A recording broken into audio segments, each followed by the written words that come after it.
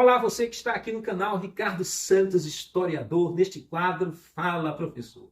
Eu estou aqui com a professora Carol, gente. A professora Carol é uma pessoa doce, uma pessoa simpática, e eu quero dizer que nós estamos numa escola.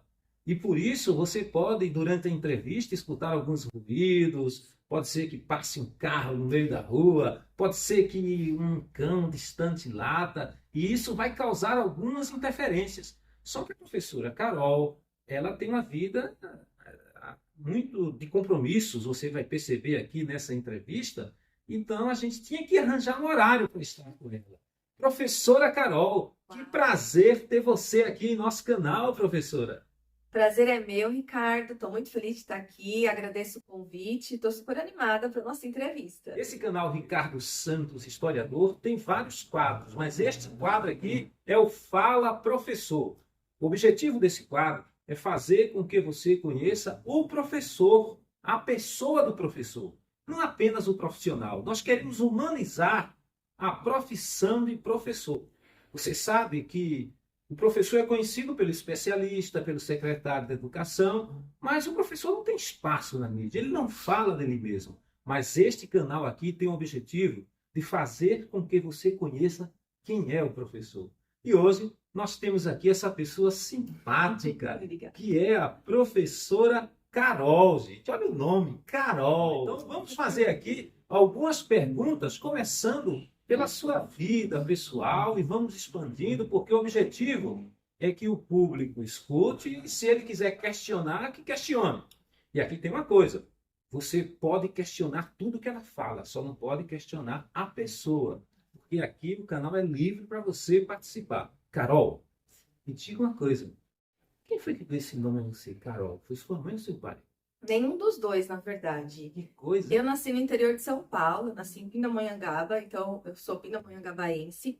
E como meus pais eles se casaram lá, eu nasci lá e minha mãe queria me chamar de Rebeca. E aí a minha tia interferiu e falou: "Não, vamos chamá-la de Ana Carolina". Então, quem deu esse nome para mim foi minha tia Irma.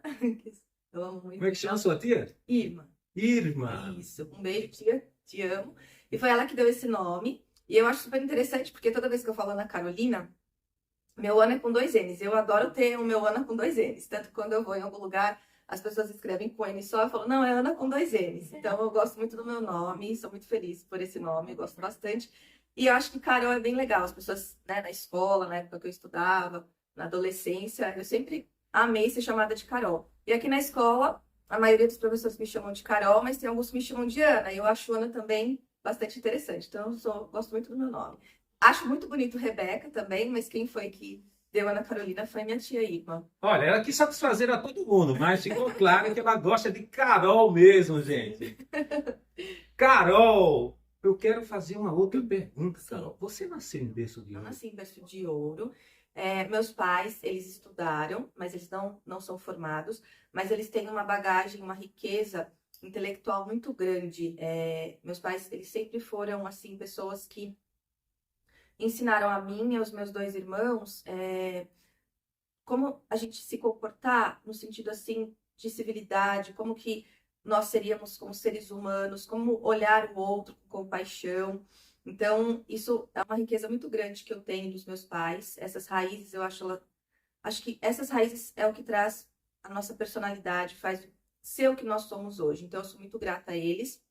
E eles são muito cultos também, muito intelectuais, mesmo eles não sendo formados em universidade, eles têm uma bagagem intelectual gigantesca. Eu gosto muito de falar do meu gosto musical, porque vem dos meus pais, eu gosto muito de falar tudo que eu aprendi sobre história, tudo que eu aprendi sobre geografia, a minha base veio da minha casa, assim, dos meus pais. Então, eu sou muito grata a eles e essa riqueza eu carrego, assim, para sempre na minha vida. Eu acho isso super, super importante, assim. Que interessante, Sim. Carol. Você toca algum instrumento?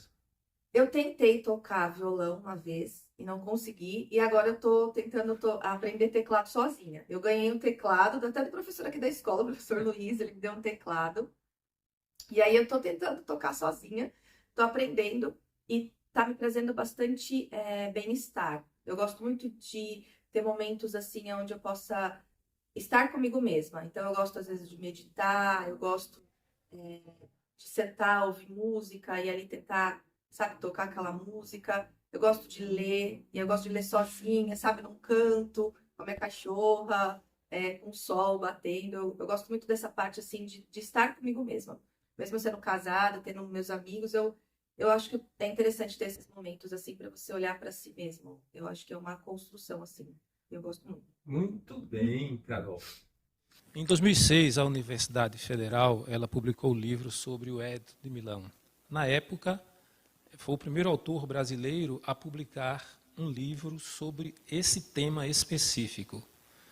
Só que este ano houve a segunda edição.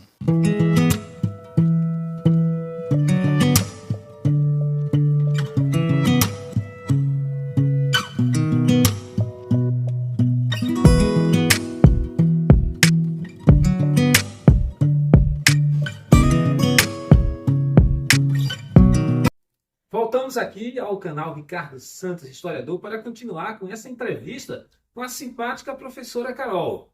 Carol, eu ia te perguntar uma coisa, você respondeu na pergunta anterior.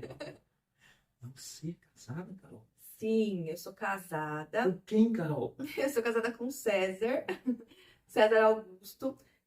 Nós nos conhecemos há 6 anos, né? E interessante que nossa história é que desde o primeiro encontro a gente nunca mais se separou e nós estamos juntos até hoje. Então hoje nós vivemos aqui em Santo André, na nossa casinha, com 2 cachorras e 3 gatos, porque eu sou apaixonada por animais e eu trouxe todos esses bichinhos para dentro de casa, ele aceitou e ele também hoje é apaixonado por esses bichinhos. Olha, então eu ia perguntar se ela tem filhos. Ela tem os gatinhos e cães. Isso. E aí, vai chegar um... Filho biológico, eu nunca senti vontade de ser mãe biológica até então. Eu sempre tive vontade de adotar. Então, a adoção é algo que a gente está pensando bastante e é uma ideia futura nós adotarmos uma criança, independente da idade. Se é um bebê, se vai ter 3 aninhos, 7 aninhos, eu acho que a família ela é amor e a gente sempre teve vontade de adoção. E achei legal porque o meu parceiro também tem essa ideia, sabe? Essa ideia de adotar, não tem nenhum tipo de fala contra isso, sabe? Então acho que a gente se uniu até nisso também. A ideia de ter um filho adotivo é bem bacana, assim, na nossa relação. E é algo futuro que a gente está pensando. Ok, Carol. Agora, eu quero saber uma curiosidade aqui, Sim. Carol, de tantas outras que a gente vai saber aqui. Carol, é fácil ser professor? Não, não é fácil ser professora, mas é uma profissão extremamente interessante. Eu costumo dizer que eu escolhi ser professora, né? Quando eu me formei, eu não trabalhava como professora, eu fazia outro tipo de trabalho, fazia pesquisa, e teve um momento da minha vida que eu tive uma experiência de um projeto, na época que eu estava na faculdade ainda. E Qual era a faculdade que você estava? Eu fiz na Fundação Santo André, estava estudando lá naquela época, e havia um projeto para trabalhar com crianças em escolas de alta vulnerabilidade. E aí eu tive a oportunidade de ir, fiquei 2 anos nesse projeto, e ali eu achei interessante estar ali com aquelas criancinhas, e foi onde eu comecei a dar aula depois de projeto de vida, saúde e qualidade de vida, numa escola que eu estudei. A escola que eu estudei há tantos anos atrás foi a escola que eu comecei a, de fato, dar aula de ciências e de qualidade de vida depois desse projeto da faculdade. E ali eu me vi como professora porque eu queria ter voz, sabe? E não ter voz para impor nada para os meus alunos, mas ter voz, dar voz a eles. Eu costumo dizer para as pessoas que me perguntam, mas é difícil ser professora, como que é ser professora? Eu penso que na hora que a gente está ali com eles, a gente fecha a porta da sala de aula e a gente está ali com eles, eu costumo dizer que é um dia a mágica acontece, sabe? Assim, porque é um desafio você ensinar, mas você também aprende ao mesmo tempo quando você está com os seus alunos. Existem os problemas externos, existem os problemas diários, porque a escola ela é um local dinâmico, ela é um local que a gente está ali o tempo todo ativo, né?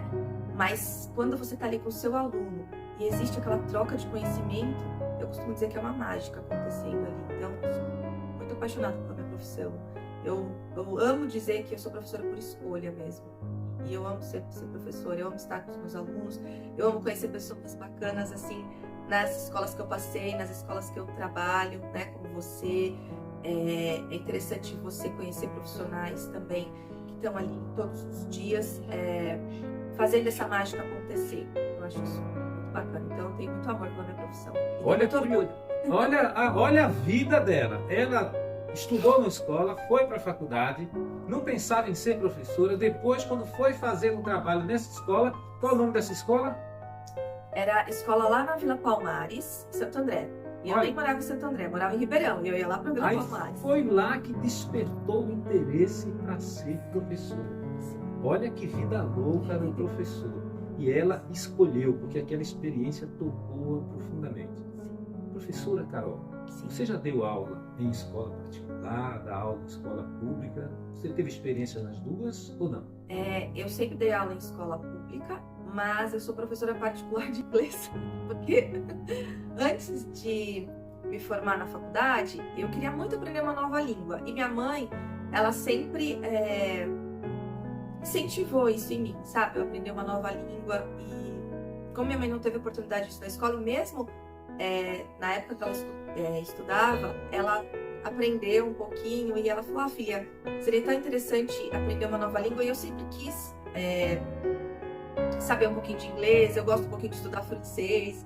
E aí eu entrei na escola de inglês, me formei em inglês, e quando eu entrei na faculdade, eu estava formada, né, nessa escola, e eu comecei a traduzir textos para os meus colegas, comecei a traduzir artigos, e aí foi que o pessoal falou: Carol, se você me dá umas aulas, você me ajudar nisso, aquilo. Então foi ali que eu comecei também a dar aula particular de inglês. E eu dou aula particular de inglês desde 2010. Até hoje? Até hoje. Só que assim, é aula particular individual, não é escola de inglês, né? Eu comecei indo na casa das pessoas, né, dos meus alunos. Aí quando veio a pandemia, eu optei pelo formato online. E aí depois da pandemia eu permaneci no formato online e tá dando super certo. E todo ano tem aluno querendo ter aula de inglês comigo. Então, particular mesmo, só de inglês. E é legal porque eu não esqueço, né, a língua. Carol, agora tem uma curiosidade em cima dessa informação aí. E se alguém que está assistindo diz: eu quero aprender inglês com a professora Carol. O que essa pessoa faz, Carol? Ela pode entrar em contato pelo meu WhatsApp, né? Depois você pode deixar um número para eles. E aí eu passo todas as informações, como é o processo, como que são as aulas. E é bem legal, é gostoso, porque é muito gratificante também você ver esses aluninhos aprendendo novas línguas. Eu até queria fazer um adendo aqui. Depois eu vou até mostrar esse vídeo para ela, vou passar para ela. Eu dei aula para 3 garotas, né, em Rio Grande da Serra. E a Lorena, que é a minha aluna, ela fez inglês comigo por 4 anos e meio. E o mais interessante é que o ano passado, quando ela finalizou o curso comigo, ela foi fazer uma entrevista numa escolinha particular de inglês e ela passou. E ela não sabia nada de inglês, absolutamente, quando ela começou. E hoje ela está dando aula particular de inglês e fez um vídeo até agradecendo. Então, isso é muito gratificante. Eu até chorei, me emocionei vendo o vídeo. Então, Lorena, parabéns. Ela é incrível e eu fiquei muito feliz por isso. Então, eu acho que são essas coisas que faz a gente ser apaixonado nós sermos apaixonados pela nossa profissão, sabe? É também esse reconhecimento do aluno, esse reconhecimento desse aprendizado acontecendo, sabe? Isso é bem bacana, eu gosto muito disso. O troféu do professor, gente, fica com a pessoa que entra em contato com a gente. E isso é que dá orgulho. E nós vemos isso nessa experiência da Carol. Sim. Carol, agora vamos para assuntos um pouco mais delicados, certo? Bem. A gente vai aqui acrescentando algumas perguntas. Você já foi categoria O ou entrou direto para ser professora concursada? Gente, categoria O é porque o Estado ele tem categorias de professores. Categoria O não é aquele que passou no concurso. Ele é contratado, passa um ano, depois aquele contrato para e começa de novo, próximo ano, e assim segue. Você quer dar uma opinião sobre isso? Claro. Vou falar, então, assim, eu comecei como categoria O, E aí depois teve o concurso em 2014, aí eu prestei e consegui entrar, me efetivar no estado. E eu comecei como categoria O, justamente na Escola Maria Alexandre, lá em Ribeirão Pires. Comecei lá a dar aula de ciências. E foi essa escola que eu tinha estudado antes. Então foi um começo bem bacana. Acho que foi um começo assim iluminado. E eu tenho muito, muito amor por aquela escolinha. Porque lá foi onde eu conheci a minha melhor amiga, que nós somos amigas há mais de 30 anos. Eu me lembro que no primeiro dia de aula, meu avô estava me levando e eu estava atrasada no primeiro dia de aula. E essa minha amiga, ela também estava atrasada nesse primeiro dia de aula, na primeira série. Na época era a primeira série, né? E aí nós subimos e ali nós laçamos, assim, a nossa amizade. E que perdura até hoje. Então nós somos melhores amigas há 30 anos. Ela se chama Núbia Ramalho, né? Eu amo muito a minha amiga. Então, também é um lugar especial por isso. Foi a escola que eu dei meu primeiro beijo, lá no muro da escola. Então, e foi onde eu comecei a minha profissão. Então, foi bem bacana. Que legal você falar tanta coisa. Sim. Quer complementar alguma coisa ainda? Não, e sobre as categorias, né? Como você falou, existem as categorias. Eu comecei com categoria O, mas fui muito bem recebida nessa escola como categoria O. Eu acho super importante a gente entender que todos somos professores, né? Independente das categorias que existem de uma forma burocrática, eu acho que na escola todos somos professores. Não importa se esse é efetivo, se aquele é categoria O ou não, todos somos professores dentro do ambiente escolar e eu acho super importante a escola entender isso, sabe? O ambiente escolar ressaltar isso, que não existe diferença de categorias dentro da escola. Muito bem, professora. Votou em quem? Em Lula, em Bolsonaro ou deixou seu voto em branco? Não, eu sempre voto. E eu sempre voto a favor de uma política social, uma política com viés de respeito às classes sociais. Então, eu sou uma pessoa de esquerda. Você viu aí que ela tutubiou, ela não quis falar e ela não disse em quem votou. Ela apenas deixou algumas dicas aí para que você possa saber. Eu sou de esquerda, sim. Eu sou a favor de uma política social mesmo, inclusiva. Olha, mostrou que cara. Ela disse quem ela é, gente. Essa é a professora Carol. Carol, sim. Vamos supor que tem alguém nos ouvindo aí, gostou de você e queira te convidar para almoçar. Sim. Eu pergunto, qual é a sua comida predileta? O que apetece o teu paladar, Carol? Eu sou vegetariana há 10 anos. Então, eu sou apaixonada. Na verdade, eu sempre gostei de cozinhar. Até hoje eu cozinho, gosto bastante. E depois que eu me tornei vegetariana, eu aprendi a cozinhar melhor, aprendi a me alimentar melhor, né? Eu me sinto mais saudável hoje, eu me sinto mais disposta. E uma comida que eu gosto muito, vegetariana, eu sou apaixonada por cogumelo. E eu gosto muito de uma torta, que ela é uma torta feita de grão de bico e palmito. Então, seria um gosto mais peculiar. Então, se a pessoa me convidasse para almoçar, teria que me levar num restaurante vegetariano. E eu amo comer, eu como muito, né? Você bem sabe. Então, veja só. Restaurante vegetariano. Carne você não come de jeito nenhum. Não como carne. Ok, Carol. Gente, você pode discordar dela se você achar que a opinião dela não foi muito boa do seu ponto de vista. Você pode endossar a opinião dela, você pode curtir. O importante é que você participe para que a gente possa interagir. Porque este canal ele só pode continuar existindo se houver uma interação sua. Se você curtir, o YouTube de alguma forma vai considerar que esse assunto é relevante. Então, não deixa a gente sozinho. Faz a sua parte aí, porque nós sempre vamos trazer aquelas pessoas que são anônimas para a sociedade, para que você conheça pessoas assim. Estamos aqui com a professora Carol, a Carolina. Carolina, você gosta de esportes? Gosto. Então me fala uma coisa, Carolina. O que é que você tem a dizer sobre o que está acontecendo com o esporte hoje do futebol? Teve a demissão aí do São Paulo, do técnico, depois de pouco tempo. E ele parecia o herói, agora é o bandido. O que é que você tem a dizer sobre isso? Eu penso assim, eu não entendo muito assim sobre a questão do futebol, essa parte assim do futebol eu não acompanho tanto. Meu marido é palmeirense, então os jogos que eu acompanho são os jogos dele. Eu sou São Paulina, mas eu sou aquela São Paulina que não sabe o ranking ainda que o meu time tá. O futebol masculino em si, talvez ele tem muita ascensão, né? E acho que essa ascensão que eles têm deveria ser usada assim para práticas assim, para valorar questões sociais, questões da não violência, questões Você acha de que os incentivo. jogadores deveriam defender causas sociais, já que ele tem a mídia sobre eles? E não só a causa social direta, mas eu penso assim, incentivar mais o esporte das crianças, dos jovens, sabe? Porque eles são reflexo, né? Todo mundo que tá na mídia é um reflexo para a sociedade. Então, eu acho que você tem essa visibilidade extrema, né? De milhões de pessoas te seguindo, eu acho que seria interessante usar essa ascensão para viabilizar, sabe?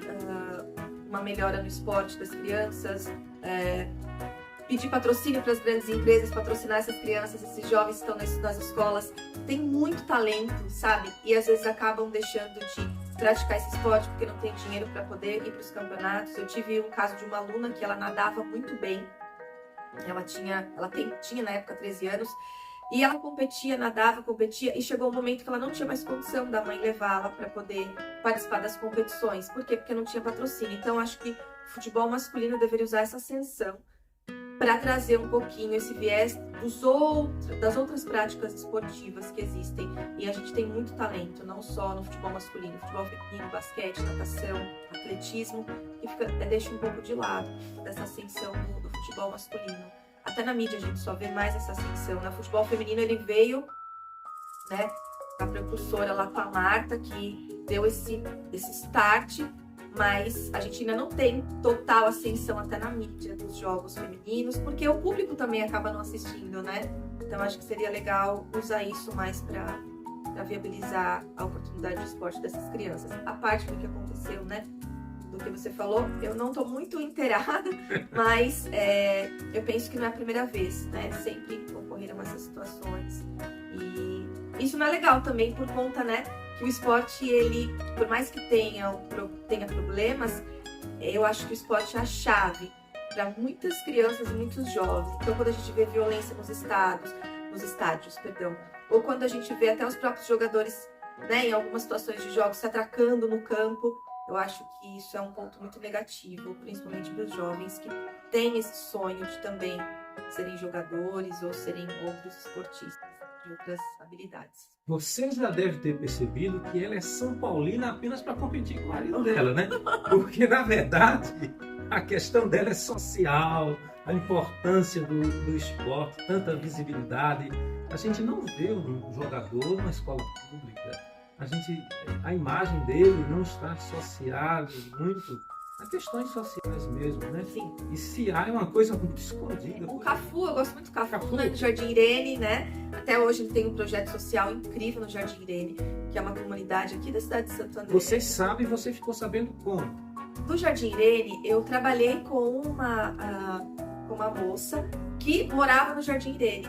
E ela me falou realmente que o projeto social ele continua ali e eu achei muito incrível na Copa de 1994 que ele foi em 1994 ou 2002? 2002, não foi? 2002 que ele levantou o troféu e na hora do troféu ele, né, falou Jardim Irene. Eu acho que até emocionei isso porque essa ascensão, sabe, o mundo ver, sabe? Eu acho que isso é muito a bacana. visibilidade deles é muito grande. Carol, vamos falar de uma coisa que a gente não vê muitas mulheres falando no assunto, mas eu acho que você vai encarar. O quê? Política externa, Carol. Gosto. Israel está em guerra. A sua opinião, você tem alguma opinião sobre essa resposta que Israel quer dar ao ataque que foi feito a eles? Eu vou ser um pouco mais generalista com relação, primeiro, a falar sobre as guerras, né? Certo. Nós temos no mundo agora acontecendo diversas guerras civis. Eu olho muito para o continente africano, a gente tem ali guerras civis, né? O Sudão, nós tivemos guerras civis, né? Mianmar, na Ásia. Primeiramente, eu queria falar que a guerra, quem sofre com a guerra são civis, são as crianças, são mulheres, são civis nas ruas, são pessoas ali que não tem nada a ver com o que está acontecendo e eles acabam pagando esse preço altíssimo com a própria vida, com o sofrimento, com a fome, com a dor, com o trauma. Os próprios soldados que vão para as guerras também, né? Porque eles vão super novinhos e eles são convocados e vão, e ali eles têm parte da sua vida colocada daquela maneira, e quando eles voltam para o seu país de origem, quando podem voltar, né? Porque a gente ainda tem muitos soldados ainda que estão aí em locais assim de guerras que iniciaram há 20 anos atrás, como o Iraque, a gente ainda tem soldados norte-americanos lá. Quando retornam, eles retornam com problemas psíquicos. Eu falo isso porque eu tenho uma amiga que ela é psicóloga e ela fez um trabalho de pesquisa sobre isso, como que esses soldados voltam da guerra, eles depois não conseguem mais ter uma família, muitos acabam morando nas ruas. Então a guerra ela é totalmente destrutiva para todos aqueles que não têm nada a ver com isso. E com relação à política externa, essa guerra externa, eu penso que qualquer tipo de terrorismo ele tem que ser banido. Qualquer tipo de terrorismo ele não deve ser aceitável. Porém,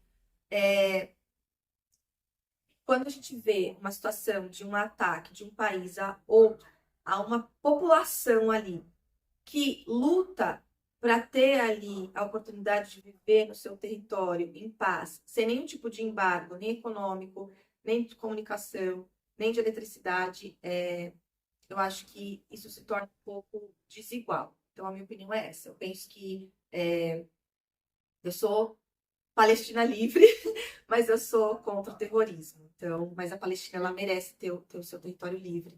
E aquelas pessoas elas precisam ter a oportunidade também de reconstruir suas vidas. Embora qualquer grupo terrorista, a gente tem Hamas, mas a gente teve um grupo terrorista na época na Nigéria. Eu me lembro que 200 garotas tinham sido sequestradas, tiradas das suas famílias, e até hoje elas não conseguiram retornar. Então, assim, qualquer tipo de terrorismo de grupo terrorista, obviamente, não deve existir, deve ser banido. Mas essa questão delicada da Palestina, eu penso que ali essas pessoas elas merecem ter o seu território. Então, eu sou Palestina livre, sim. Ok. Olha, o tempo aqui já está ruindo, nós estamos sendo informados aqui de que precisamos terminar. Carol, fala um pouco da sua formação. Você é formada em quê? Eu sou formada eu sou bacharel em Ciências Biológicas, eu me formei na Fundação Santo André, e quando eu estava terminando o curso na Fundação, eu fui fazer Biologia Evolutiva como aluna especial na USP, e lá eu tive a oportunidade de trabalhar com pesquisa. Então eu escavei em Minas Gerais por 2 anos, eu trabalhava com ossos de pequenos mamíferos do Holoceno, e foi uma experiência incrível, né? Trabalhar lá em Minas, escavando. Então foi um sonho. Até quando eu falo assim, trabalhei com paleontologia, todo mundo fala, nossa, mas como foi? Então foi uma experiência incrível, conheci pessoas maravilhosas, foi um momento da minha vida muito especial. Trabalhei com um dos maiores antropólogos do país, que é o Walter Neves, então foi muito bacana. E aí, terminando Biologia Evolutiva, eu fui fazer uma especialização em Educação Ambiental, porque eu sou muito a favor do meio ambiente, né? Da questão da gente ter uma vida mais sustentável, não ter tanto consumo, né? E depois disso, eu fui fazer pedagogia. Então, essa é a minha formação.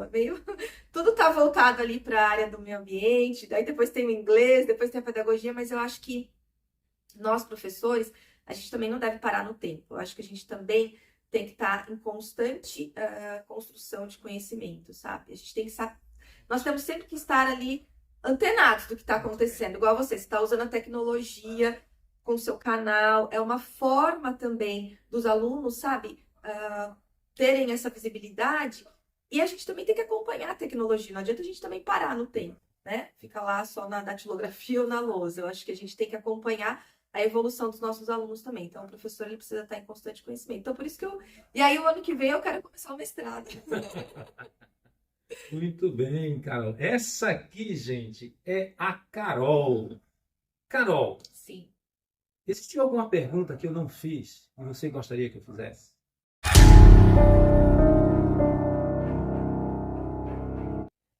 Não, eu acho que não. Eu acho que talvez... Eu queria te perguntar uma coisa, cara. Você é uma pessoa muito comunicativa, né? Você é uma pessoa bastante, assim, educada, né? Eu acho você uma pessoa elegante. Quando você veio me fazer o convite, né? Eu falei, nossa, que elegância. Eu queria te perguntar, você escolheu ser professor ou você trabalhou por um tempo em um determinado local e depois você veio para essa profissão? Como foi? E como foi também a ideia de criar esse canal? Queria saber sobre. Olha, minha mãe, para ela, o auge do profissionalismo era ser professor. Então ela sempre falava, um dia você poderá até ser professor. E ela falava isso com tanto amor, e eu sempre tive um apego muito grande à minha mãe. Até hoje eu me emociono ao falar dela. Então, para mim, no meu íntimo, ser professor era o auge. Sim. No meio do caminho, eu fiz para ser engenharia, mas não fui.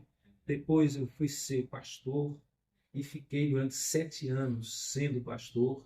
Mas um dia eu estava fazendo um TCC lá, né, que eram muitos TCCs, uma tese, e eu escrevi uma tese, Ele Não É Uma Lenda, falando sobre Jesus em teologia. E o professor José Carlos Ramos, ele corrigiu e disse, olha, você escreve não é como um teólogo, você escreve como um historiador. E outra coisa, seus argumentos são muito bons, mas carecem de fontes históricas. Que legal. Ele disse isso para mim e 10 anos depois eu fui fazer história. E quando eu fui fazer história, eu fui por amor, para querer redescobrir os fundamentos teológicos, históricos, que a Faculdade de Teologia não tinha me dado. E eu encontrei algumas respostas, lacunas, e eu não pensava em ser professor. Eu só queria ser pesquisador. E, de repente, também num estágio, eu fui fazer estágio, e eu senti a necessidade de querer passar aquilo para os alunos, porque eu percebi que a minha área era uma coisa assim que havia uma carência. Que foi por isso que eu passei a ser professor. E quando eu fui ser professor, aquela coisa da minha mãe me deu muita vontade de ensinar agora que eu estou no meu lugar.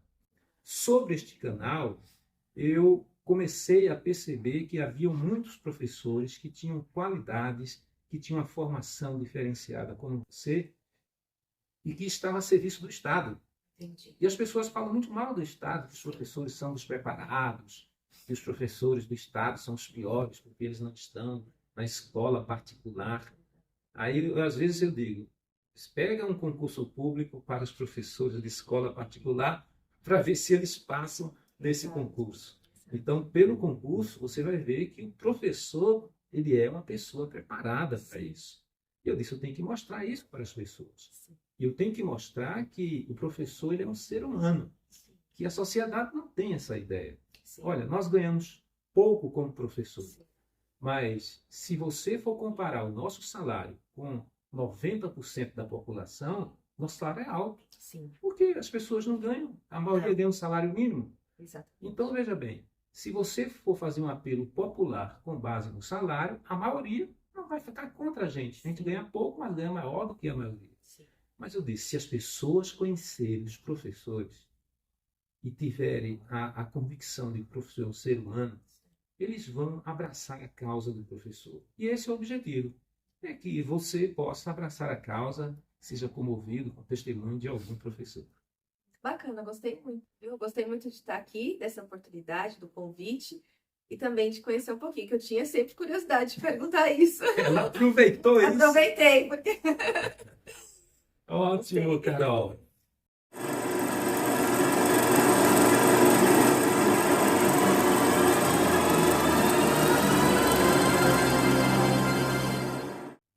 Gente, nós conhecemos aqui a Carol. Muito obrigado por você estar aqui no canal Ricardo Santos Historiador, por você ficar com a gente até agora. É isso aí. E até o próximo Fala Professor.